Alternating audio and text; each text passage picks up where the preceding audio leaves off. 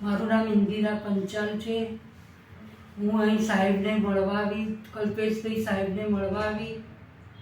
તેમણે મને સલાહ આપી કે તમારા 2 ટીચર ગયેલા છે, તેથી મેં તેમનું સજેસ્ટ સાંભળી લીધું અને હિંમત કરીને ઓપરેશન કરાવી નાખ્યું અને મને 2 પગે સારું છે અને મને અહીંનો સ્ટાફે પણ સારી સર્વિસ આપી, સાહેબે પણ સારી સર્વિસ આપી અને સારી સેવા કરી। બધાનો સારો સહકાર મળ્યો મને અને હું ખુશ છું।